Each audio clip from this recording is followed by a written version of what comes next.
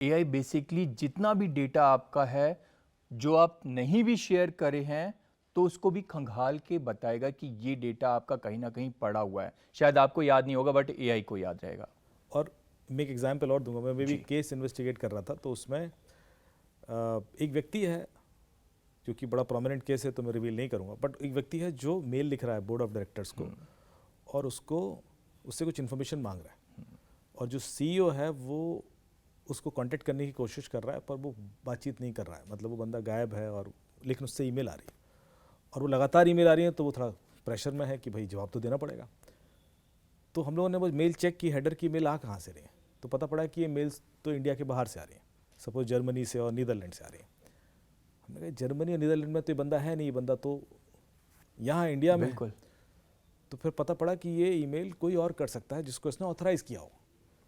तो कंपनी ने डिसीजन लिया कि चूंकि ये बंदा संपर्क नहीं कर रहा है और सिर्फ ईमेल कर रहा है, तो हम उसको ईमेल कर देते हैं कि आप हैंड रिटन लेटर दीजिए विद सिग्नेचर, उस बेस पर हम फिर रिप्लाई करेंगे।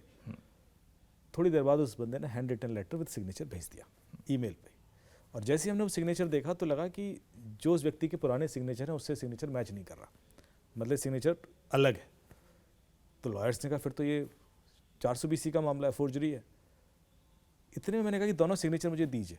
मैंने दोनों सिग्नेचर लिए, चैट जीपीटी को दे दिए। मैंने कहा मुझे मैच करके बताओ ये एक ही व्यक्ति ने किया है क्या। अच्छा। और चैट जीपीटी ने दोनों signature character by character analyse किए और एक 2 पेज की रिपोर्ट दी, और रिपोर्ट के बाद में कंक्लूड करता है, और ये बहुत पावरफुल स्टेटमेंट है, वो करता है कि दोनों सिग्नेचर एक ही व्यक्ति ने किए हैं, लेकिन लेकिन लेकिन ये लेकिन में सारा सार है। ये सस्पेंस वहां पे छुपा हुआ है। लेकिन जो दूसरा सिग्नेचर है वो डर और दबाव में कराया गया। अच्छा, ये चैट जीपीटी दे रहा है, मेरे पास रिपोर्ट है। के मैंने जैसे देखा मैंने कहा व्हाट, ये कैसे कह सकता है ये। हाँ, मतलब आपके राइटिंग स्टाइल से वो ये भी पहचान रहा है कि आप प्रेशर में है, डर में है, आप पर दबाव है। ये चैट जीपीटी ने लिखा, और जैसे ही हम दोनों ने देखा मैंने कहा यार ये कैसे कोई लिख सकता है, ये तो कोई लैब लिखेगी नहीं। जैसे हम ट्रुथ लैब को भी भेजें या किसी फोरेंसिक लैब को भेजें, तो नॉर्मली वो कहते हैं कि मैच कर रहा है नहीं मैच कर रहा है, या 80% मैच कर रहा है। बिल्कुल। फिर उस बेस पर हम एक लीगल जजमेंट ले लेते हैं। लेकिन ये तो एंगल ही बदल दिया, इसका मतलब ये बंदा किसी के कंट्रोल में है। ये चीज जो शायद जो लोग उसको यूज कर रहे हैं या जो इन्फ्लुएंस कर रहे हैं वो छुपाना चाह रहे थे, लेकिन वो उसकी राइटिंग स्टाइल में निकल आई। ये चीज आगे इन्वेस्टिगेशन को क्या दिशा देगी, आप समझ रहे हैं, जो आज तक हम लोग उस एंगल पर कभी जा ही नहीं पाते। बिल्कुल।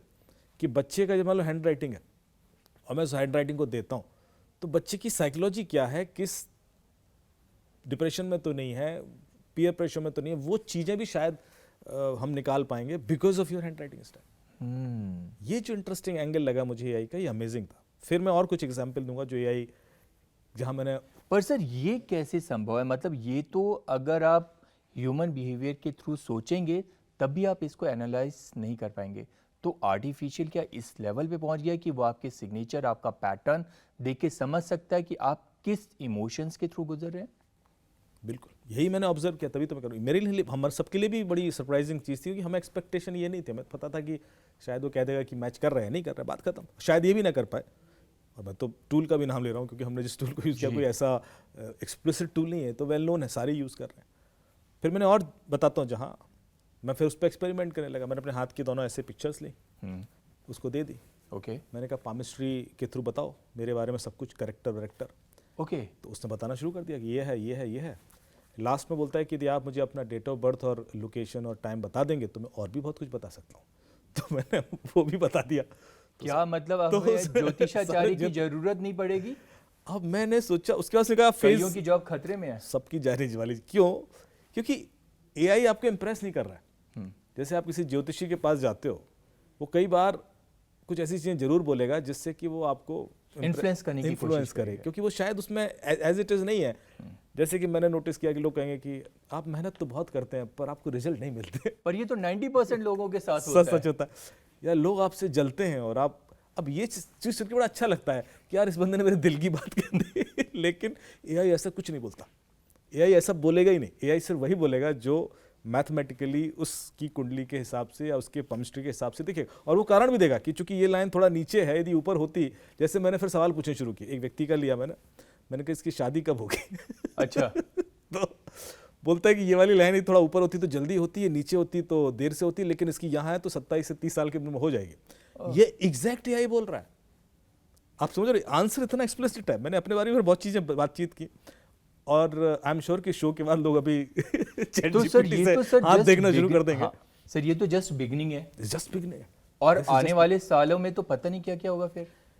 एक्चुअली आने वाले सालों में तो शायद आपको ये सब डेटा देना नहीं पड़ेगा, क्योंकि उसके पास तो डेटा होगा, और आप ऑलरेडी उससे सिर्फ ऐसी बातचीत करोगे चलते फिरते कि यार ये भी बता दो और वो भी बता दो, वो बताता जाएगा, और मतलब प्रोएक्टिवली बताएगा। वो आपके बारे में पहले से बहुत कुछ जानता होगा।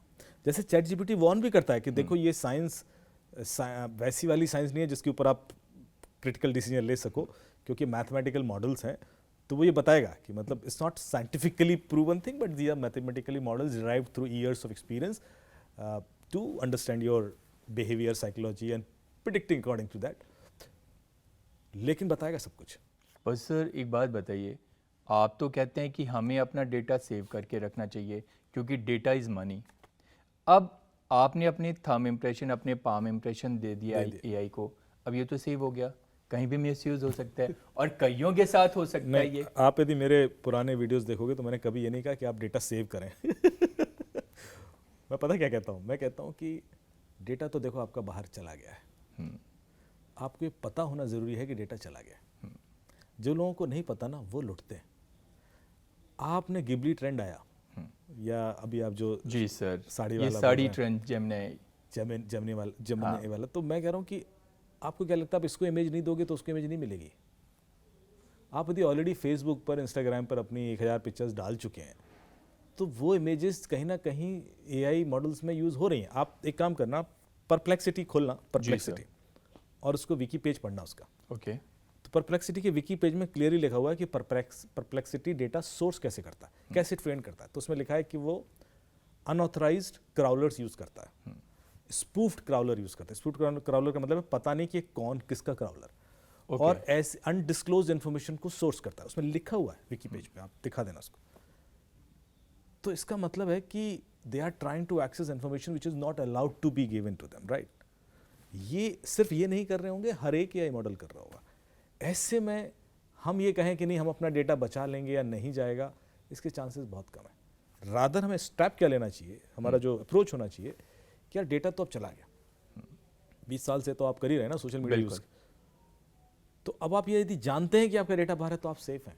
यदि आप जानते हैं कि आपकी हर सेकंड की लोकेशन सबको पता है तो आप सेफ हैं। अब आपको कोई बोले कि ध्रुव जी आप 27 तारीख को CNBC स्टूडियो में थे या रेडिसन होटल में थे या यहाँ थे, तो आप चौंकेंगे नहीं। तो मान लो कि आप थे, इसमें कोई नई मान बात लेंगे, नहीं है। आपको पता है कि इन्फॉर्मेशन सबके पास है। जी।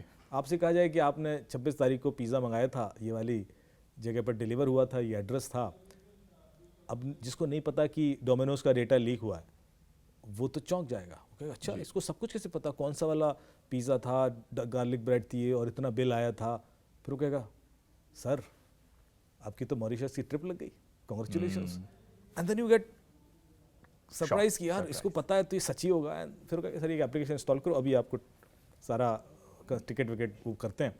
And then you will follow दो instruction. But if you know कि नहीं डोमिनोज का डेटा तो लीक हुआ है, तो आपको मजाक मत करो यार ऐसा कर। तो अब आपको ये जानना जरूरी है कि डेटा तो बाहर है। बिल्कुल। Just because somebody is sharing some sensitive, personal, secret information with you, that doesn't mean that you should trust.